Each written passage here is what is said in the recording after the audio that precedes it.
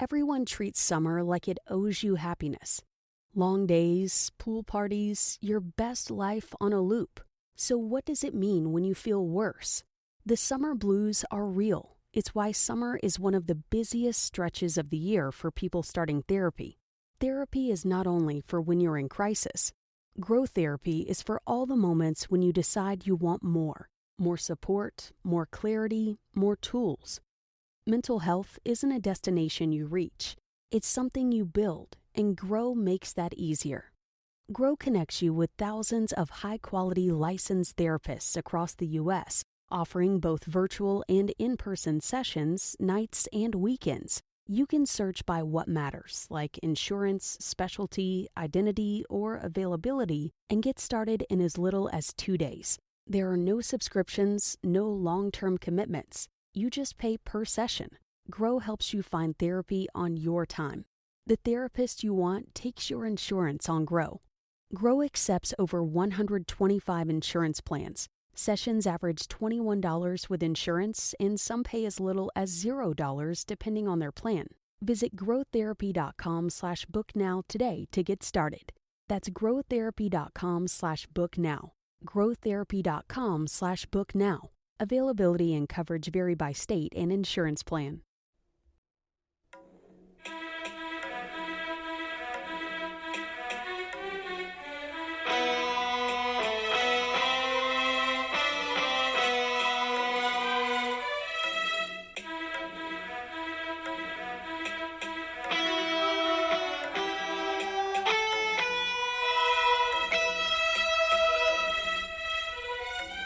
Hello, beautiful souls. I'm April, and this Average Witch welcomes you back for another week of getting a little wilder and a little witchier with me. This week we're talking about practice descriptors and some personal paths.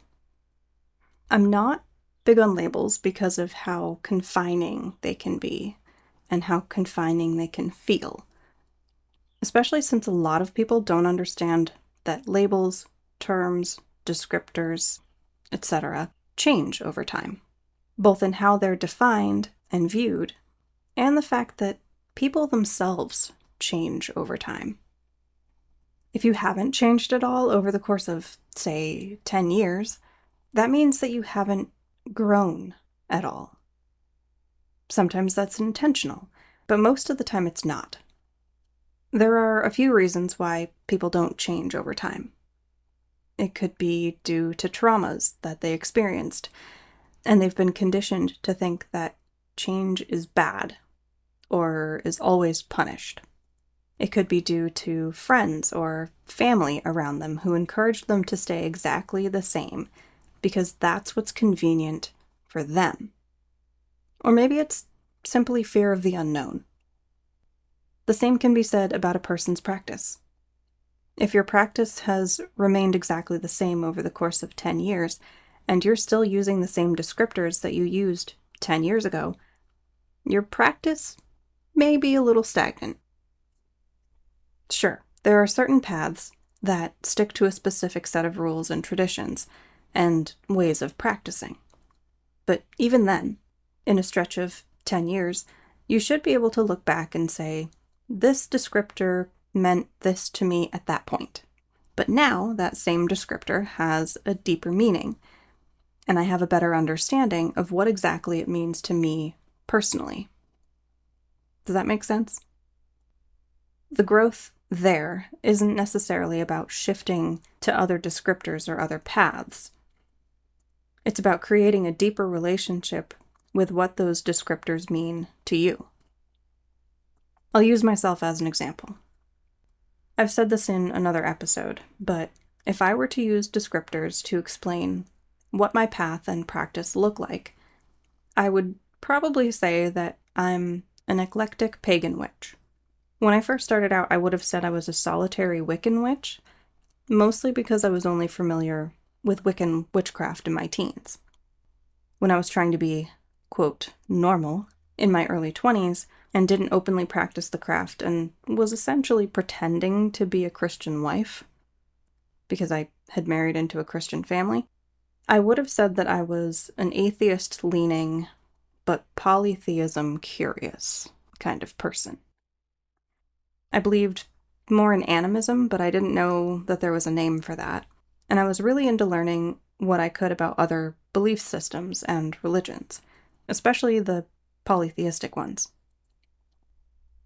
I was mainly focusing on learning about the ancient Egyptians and the ancient Greek, but I was also interested in learning about Native American tribes and their traditions while also studying a couple of versions of the Bible.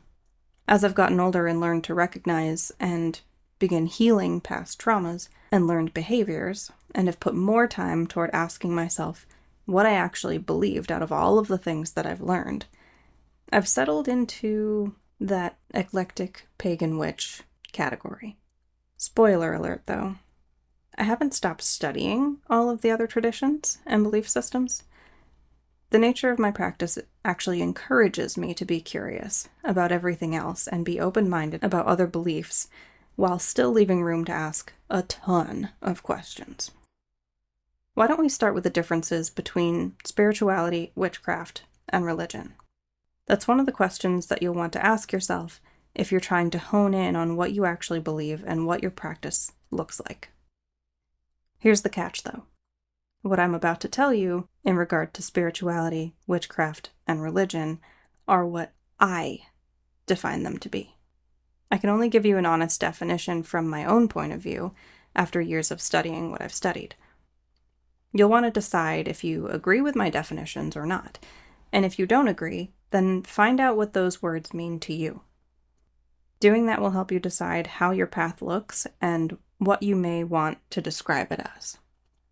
So, to me, spirituality is incredibly broad and focuses mostly on understanding the self and the energies that interact with us.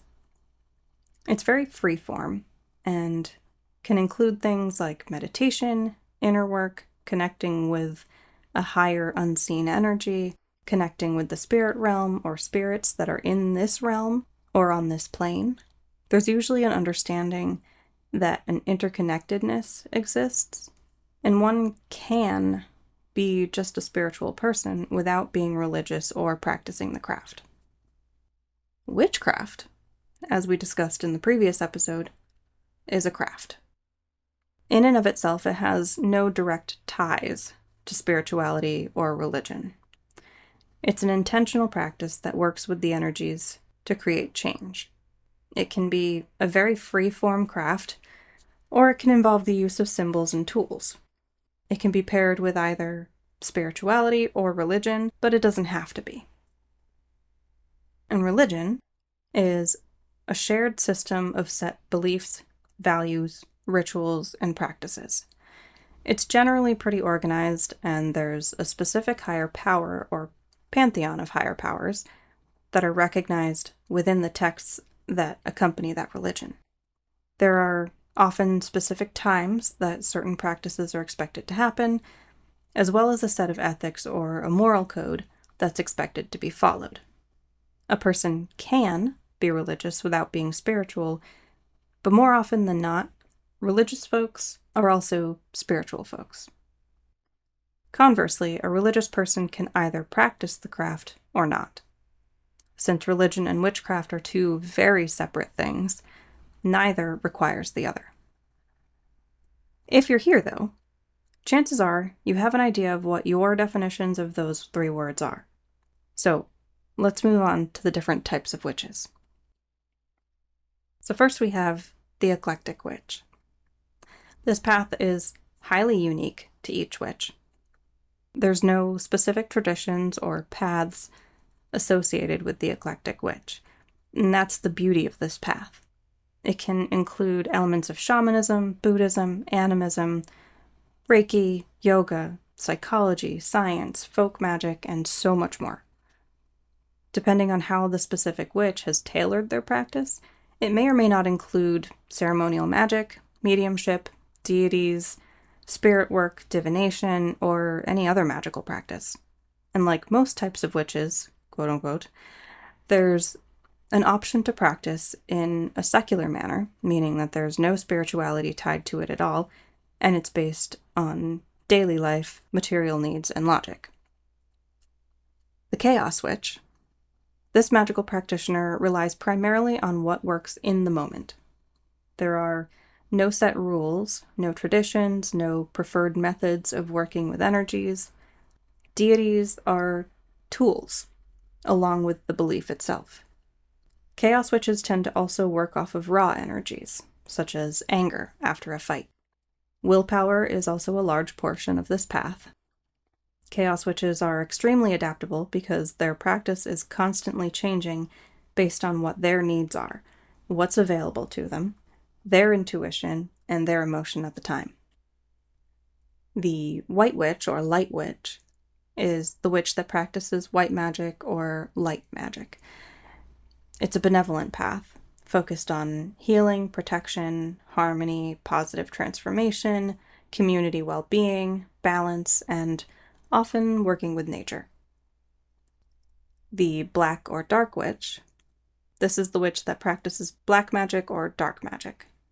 It's a malevolent path that focuses on harmful intent, curses, destruction, hexes, disruption, and misfortune. It's also sometimes called a baneful witch, and I think that's the name that I would prefer out of the 3 versions of the name for that path. And we'll get into that at some point. Then we have the gray witch, which is a witch that works with neutral forms of energy and magic and practices both benevolent and baneful magic. They follow personal ethics and judge what magic to use based on the situation and what the real-world results would be. We have the traditional witch. This witch's practice is culture-based. They take a historical approach based on culture and incorporate deities, folklore, and methods that were, or still are, specific to that culture. Some of the common traditional witches practice African, British, Celtic, Norse, Italian, or European witchcraft. The secular witch. This witch does not tie spirituality into their magical practices. Their focus is on using their own energy and the magical correspondences of ingredients and tools that they use rather than calling on any deities or spirits, angels, spirit guides, or other outside energy source to assist or guide. They can still be a very spiritual person, though, outside of their practice. The Christian witch. And don't come at me for including this one. I'm aware that it's controversial in a lot of circles. I'm doing my best to fully understand this path despite having my opinions on it. From what I understand, this is a witch who practices folk magic, ritual work, and prayer while maintaining devotion to Jesus or the Christian God. They tend to lean toward traditional magical arts like herbalism, house blessings, food blessings, and protective charms, and usually include passages from scripture in their magical workings. I suppose it almost flows along a similar path as, like, New Orleans voodoo. I don't know anyone who calls themselves a Christian witch, so I don't really have someone that I can ask directly about that path. And then we have the atheist witch, which is kind of similar to the secular witch, but there is zero belief in any form of deity or magical or supernatural energies within their practice. They lean much more toward using the craft as a psychological tool for intention setting, self-reflection, and personal empowerment. Spells and rituals are worked for what they call, quote, intentional placebo. And I'll be honest, this is another one that I think I might understand, but at the same time, I don't really think I understand it at all.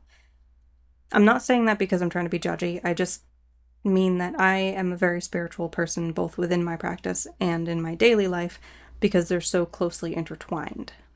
So while I understand the psychological tool bit, I also don't, because for me, it's about manipulating energies. And the brain has a lot of energy flowing through it because of all of the neurons that are firing off at all the time. So witchcraft as a psychological tool is the same, at least in my mind, as energy manipulation, because they both build new neural pathways. which I guess in mundane speak would be called neuroplasticity. So it's basically just like a sciencey way to explain something that humans knew how to do long before we ever saw proof in real time on a screen. You know what I mean? We have the ceremonial witch. This witch's practice is very structured and very ritual-based. Spirits and entities are invoked to assist with rituals. The rituals tend to be highly detailed and precise, with formal rites and specific sacred tools.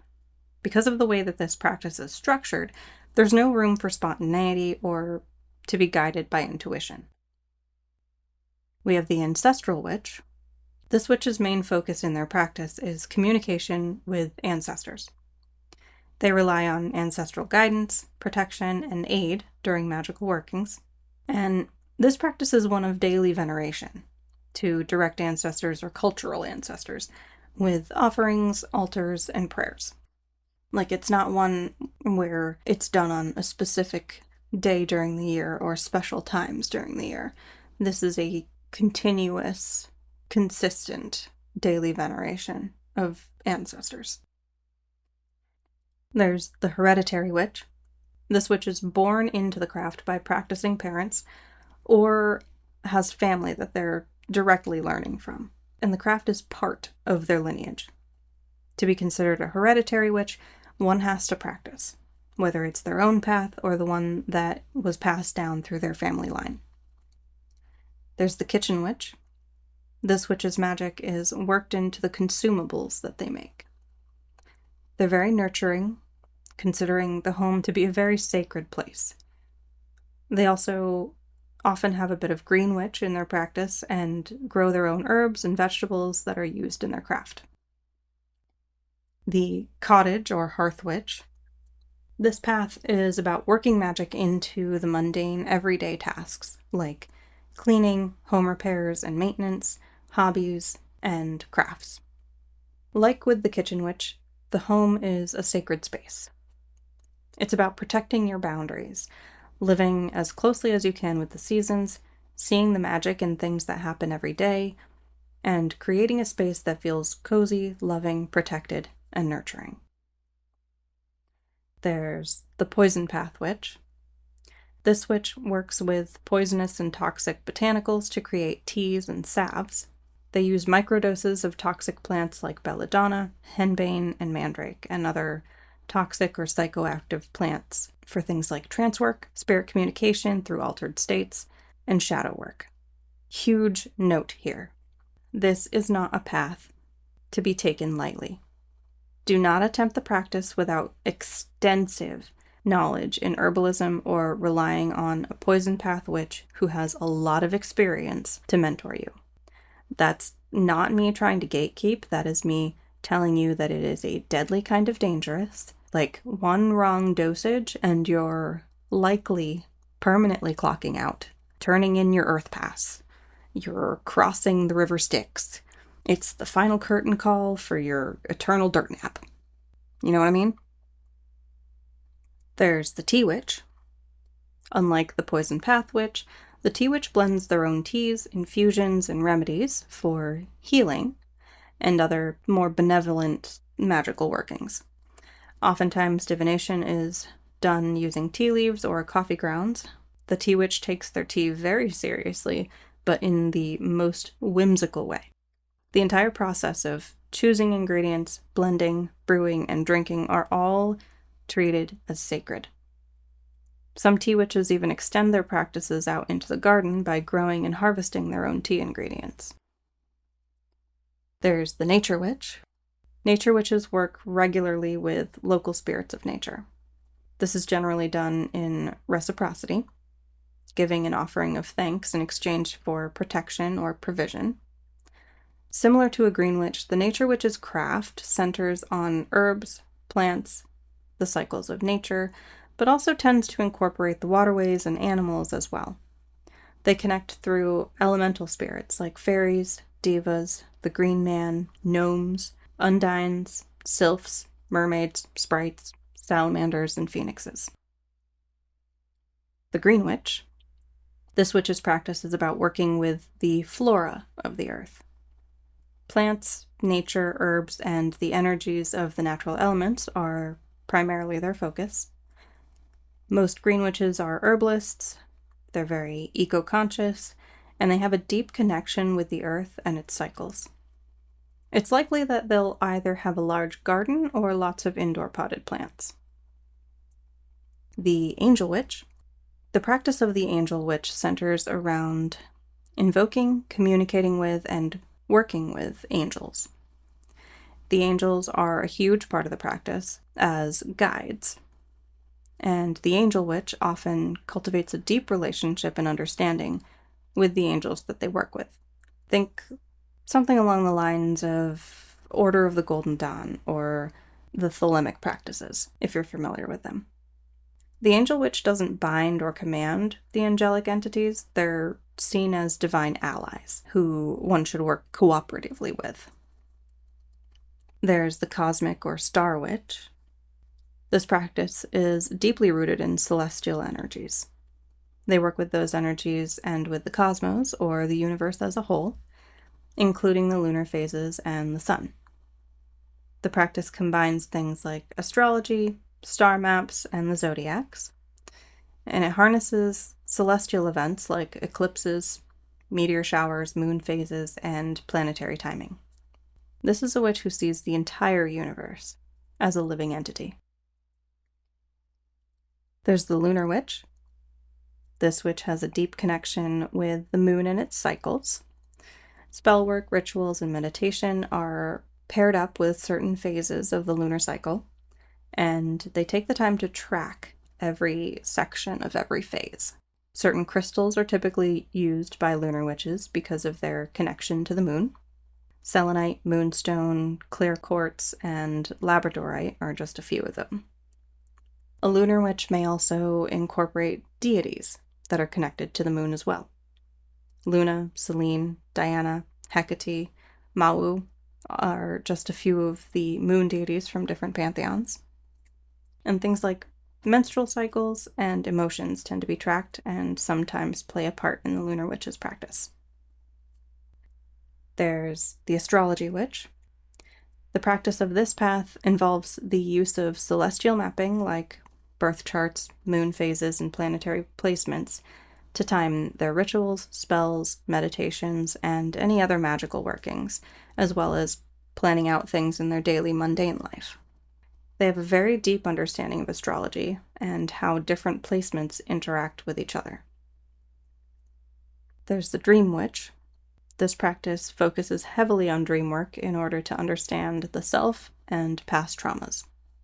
Dreams are often interpreted and used for divination or for self-reflection and healing. Astral projection and intentional lucid dreaming is often incorporated into this practice, as they can be considered one of the many forms of dream states. A dream witch may use an entheogen. Did I say that right? I think I said that right. Entheogen. To induce deeper states of dream consciousness. There's the hedge rider. The hedge rider is one who practices heavily on psychic journeys through the veil, otherwise known as jumping the hedge. They're typically very psychic people and tend to use astral projection, trance states, and divination to communicate with the spirit realm. Hedge riders commonly use entheogens to help shift their consciousness. There's the crystal witch. The crystal witch works primarily with crystals, stones, and gems in their practice. They have extensive knowledge and interest in stones, down to the mythology and how they're made, the frequencies that they vibrate at, and so on. Crystal witches usually include Reiki, meditation, and chakra work into their practice, and they tend to focus on grounding, protection, healing, and manifestation. There's the Wiccan witch. This is a witch who practices the craft within their religion of Wicca.